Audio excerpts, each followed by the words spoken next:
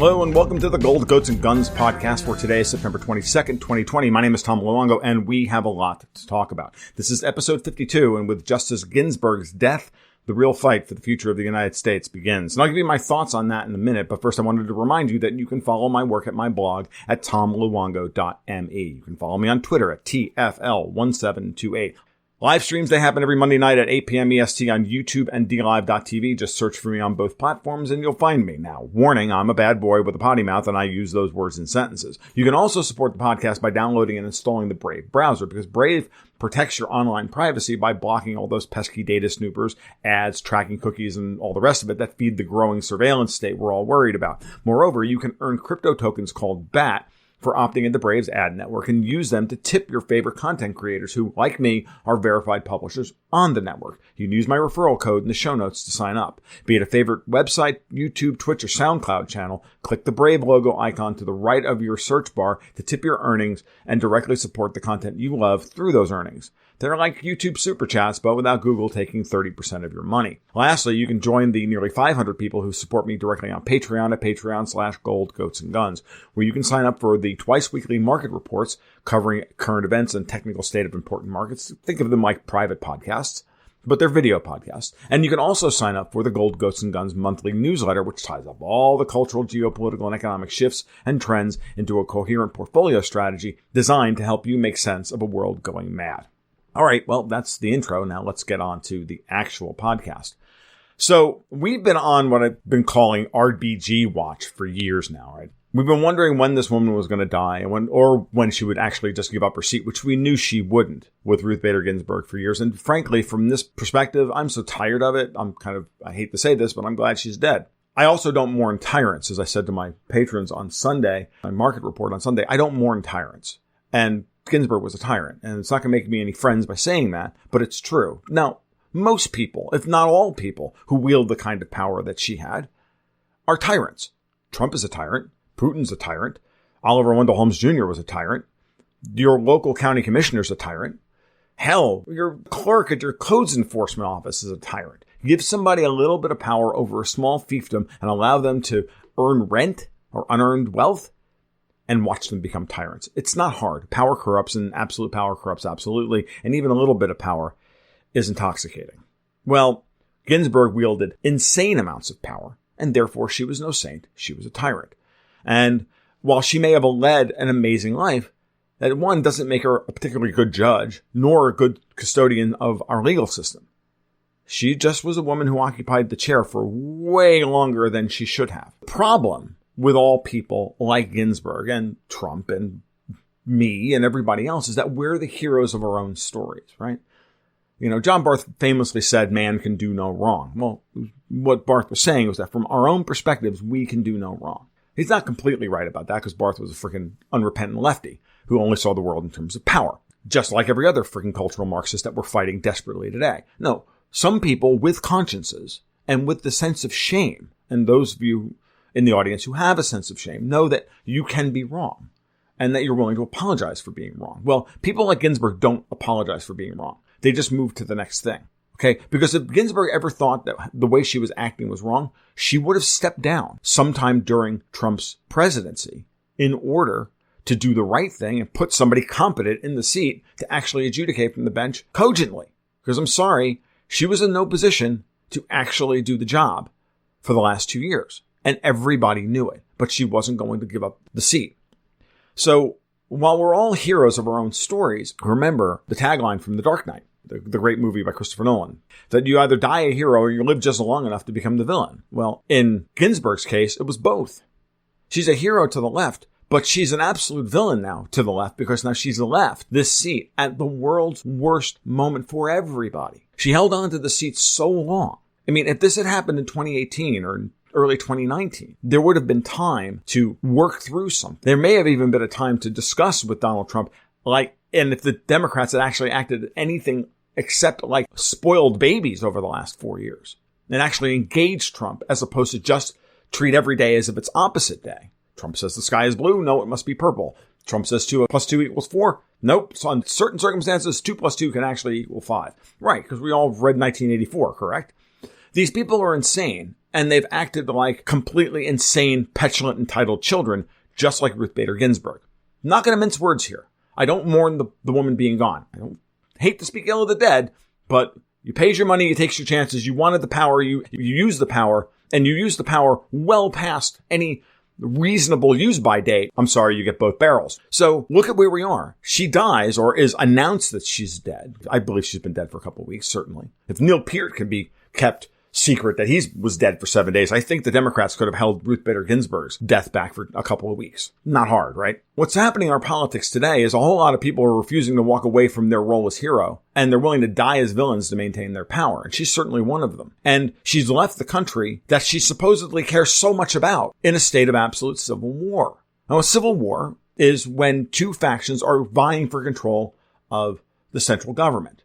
And you, by that definition, if you really stop to think about it, well, every election is kind of like a mini civil war where we fight it out with ballot boxes as opposed to with guns. Though the gun is always there, it's just implied because it's what we're actually voting for is who gets to control the gun, right? So from Pelosi to Schumer to Merkel in Germany or even Hillary Clinton, who tried to make herself relevant to this election cycle, the same sad story is playing itself out as the generation who rose to power out of the ashes of World War II and maintained the post-World War II institutional architecture, realize that the generations coming behind them hate them for what they've done and what they've spent their lives building, and now are desperate out of fear of losing it all. It's that fear is animating everything about Pelosi. It's animated Ruth Bader Ginsburg. She was terrified of the idea that someone would take her seat and lurch it to the right. And Ginsburg was absolutely in that club, because if she wasn't, she would have walked away when her health compromised her ability to do the job.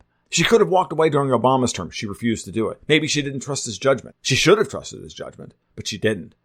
Maybe she just loved the life and the power so much that she refused to let it go, because that's just the kind of person she was. That's the kind of control freak she was. I mean, because what other person other than a control freak decides they want to be a judge and decides that they want to spend their life becoming a member of the U.S. Supreme Court and wield literally some of the most potent power in the world? And, we all know the story. With Hillary losing in 2016, it left her with no other option in her mind of walking away from the seat. She couldn't walk away now. Now she had to stay in the seat long enough for her to become the villain, which she has. She's no longer a hero, even though they're trying to lionize her today.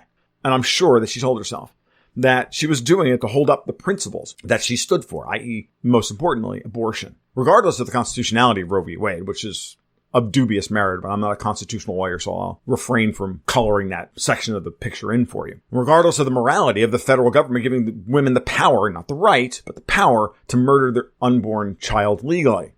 Remember, this is one of the fundamental problems with the way the left operates and the way the left talks, and they murder and manipulate and destroy the value and definitions of words in order to get what they want. This is Marxism as an embodiment of behavior, because there is no real truth. There is only relative truth. Laws do not make immoral acts moral.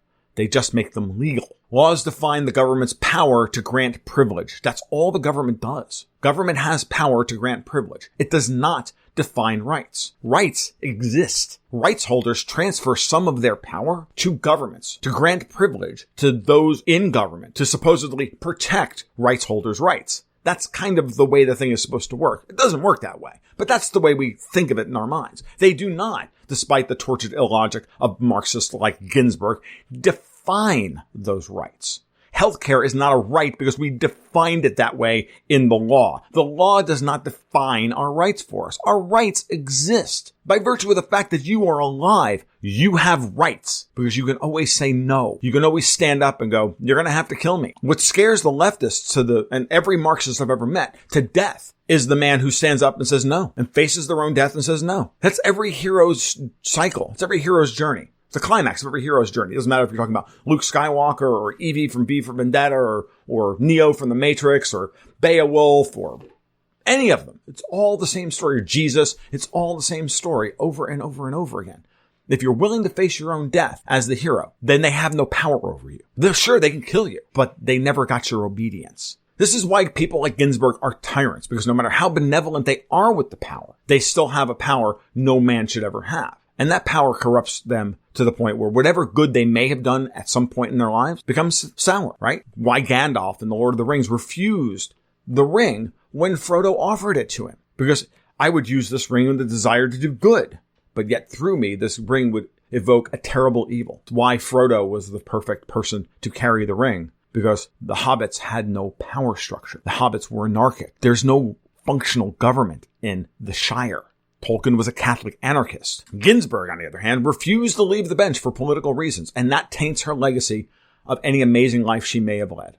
Her dying wish was for the political system to hold her seat, open until the next government comes to power. But it wasn't her seat. She didn't own it. We own that seat. We, the people, enshrined the Constitution and created the Supreme Court and all the rest of it. Not Ruth Bader Ginsburg.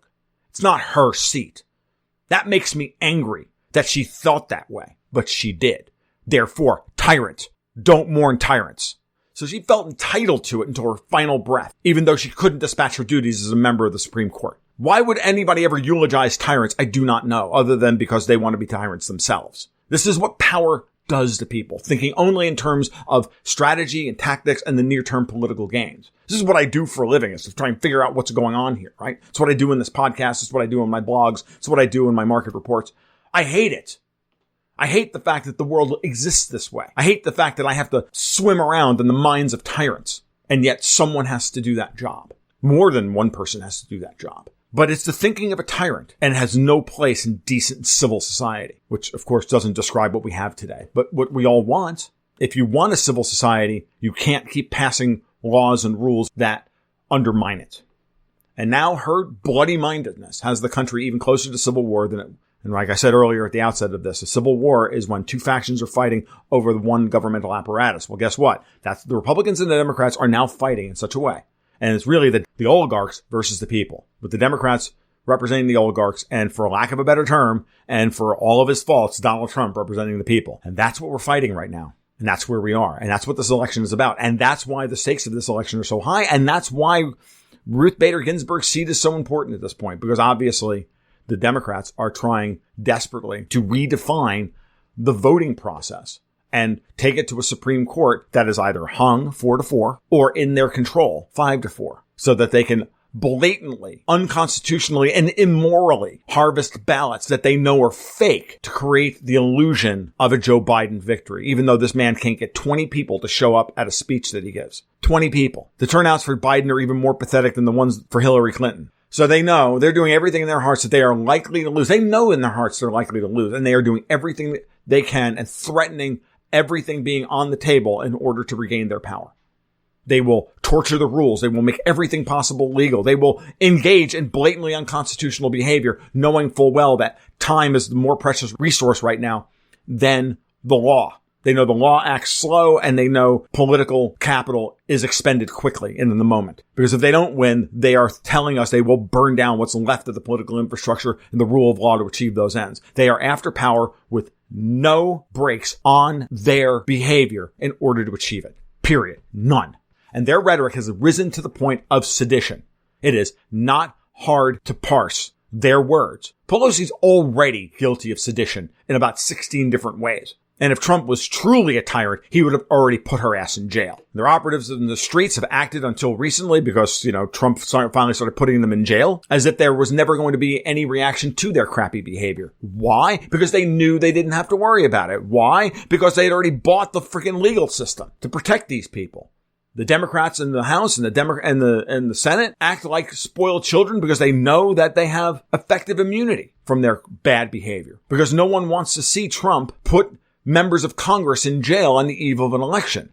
That feels wrong to Americans, even though they deserve it by any decent metric.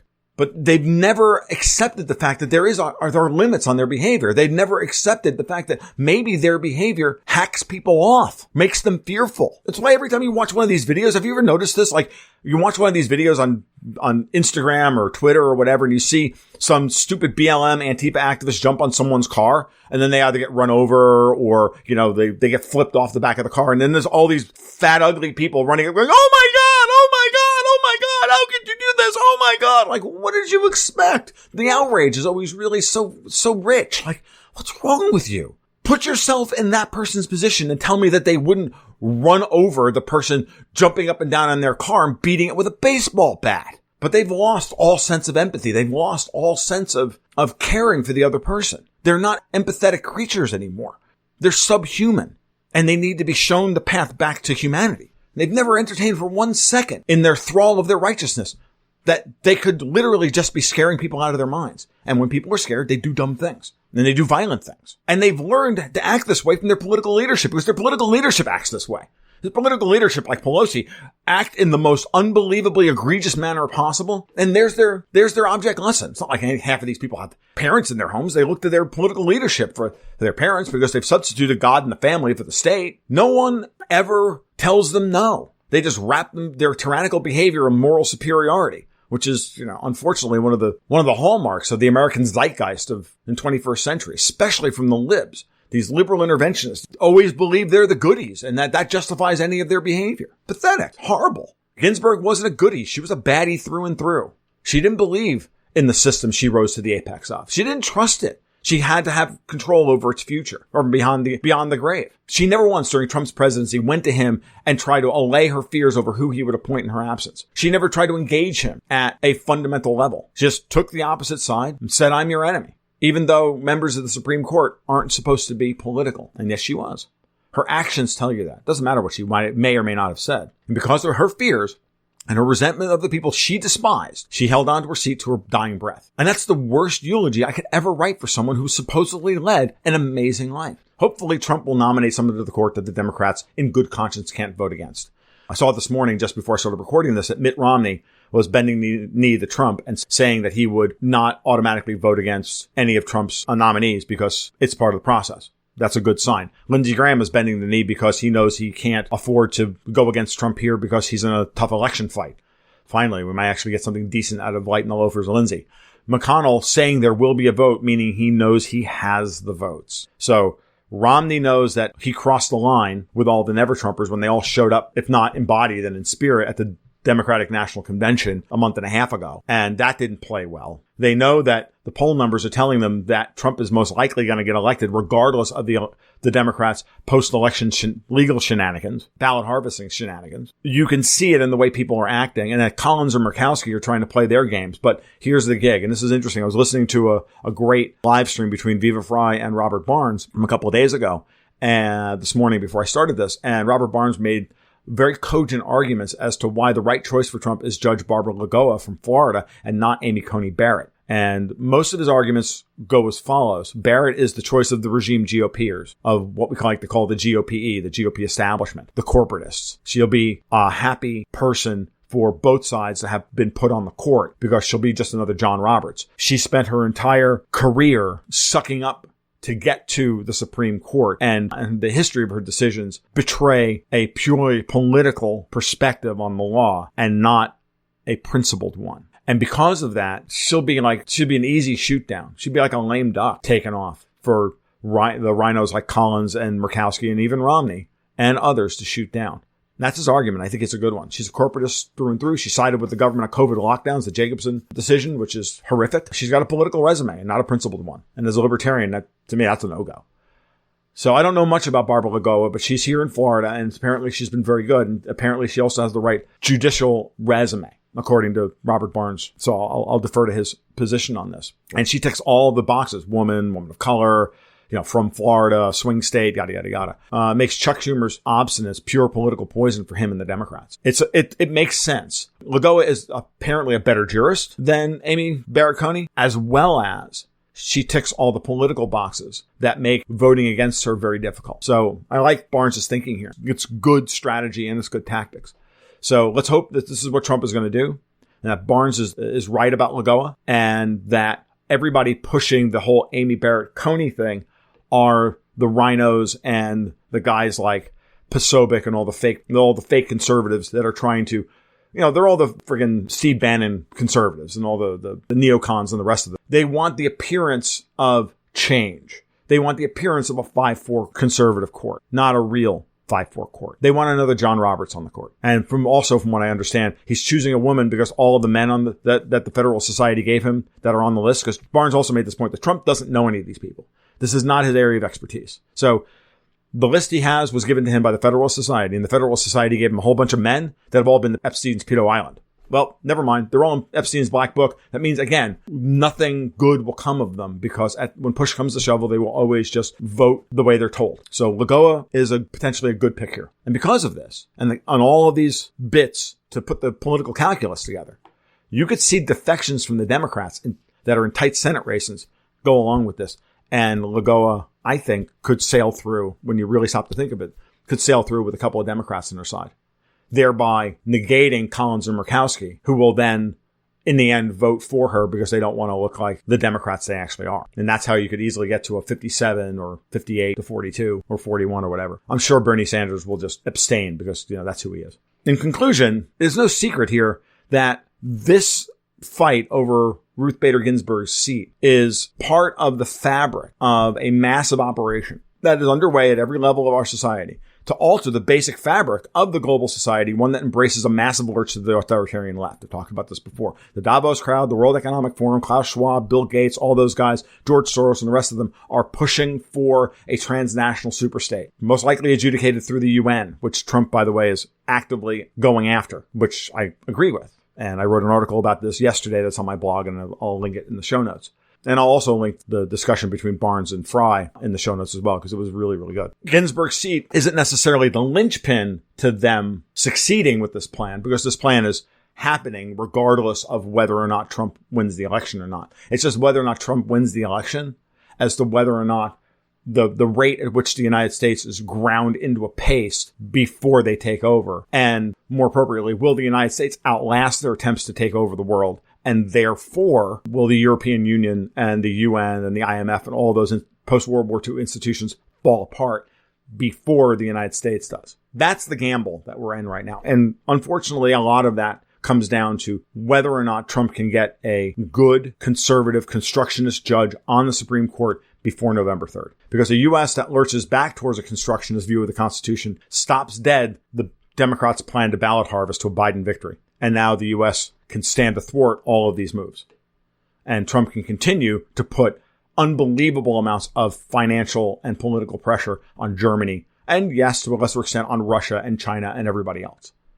And while I don't agree with all of these moves, and while I don't think that that's ultimately the best plan for the United States in the long run, I do understand why Trump feels the need to do it this way.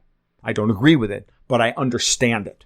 I think the consequences of it are going to be nearly the same as to what he's trying to avoid, but that's a different story for a different day. The better he blow up the post-World War II institutional order and not let these Marxists take over, and then let the chips fall where they may afterwards, than the opposite. Because giving them this is a terrible future for all of us. I don't want to live in Minority Report, guys. I just don't.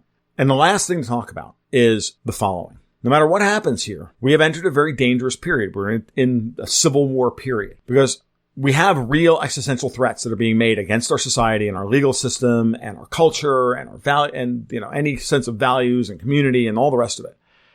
And that leaves the opportunity here, while we're trying to fight the authoritarian left, for the authoritarian right to do unbelievable amounts of damage. Again, why it's important. Trump makes the right choice here. And thinking about Barnes's analysis of this, I'm hoping for Barbara Lagoa much more than Amy Barrett-Coney. Because the right now is arguing this is not the time to be weak. This is the time we have to stand strong and fight and all of this up. And that makes it really potentially dangerous for what Trump is able to do in a second term.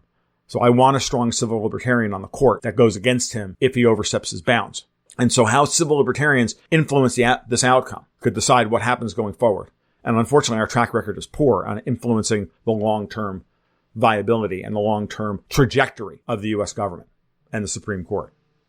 And both the authoritarian left and authoritarian right are salivating at the opportunity to win this civil war. And maybe, Lagoa represents a glitch in the matrix, which can temper the avarice of both of them. It's a slim hope. We don't have a lot of good options here, people. And while there are faults in the ideas enshrined in our Constitution that exist within our society, no doubt there are still remnants of great ideas that to be harvested from what we've been through to pass on to the next cycle of generations who are going to define what American society and what Western society is going to look like over the course of the next 85 years. A victory by these power-mad Marxists here will set humanity back decades, possibly centuries. We can enter a real bleak period of human history here if we're not careful. And it's pathetic that we've allowed things to get to this point. And if we want to truly put paid the decision we made 4 years ago to thumb our nose at the establishment and elect Donald Trump as president, we need to follow through on it. Because the rise of a strongman, either from the authoritarian left or the authoritarian right, is not that far off. And it can obviate every bit of what I just talked about if we aren't careful. All right, this has been the Gold, Goats, and Guns podcast for today, September 22nd, 2020. My name is Tom Luongo. I hope you like what you heard today. If you did, give it a like, subscribe, pass it on to your friends, do the thing, all of that, because this is a very important and dangerous time. I will be back next week. Unfortunately, I told you that I was supposed to have a talk with comic book illustrator Brendan McCarthy for this week for you, but unfortunately that fell through for technical reasons. And hopefully that interview will happen in the future because I really do want to talk to Brendan. But as of right now, the schedule is different. So I'll be back next week with another hopefully scintillating bit of commentary, and you guys will be too. Until then, you be well. You take care. We'll talk soon. Keep your sick on the ice.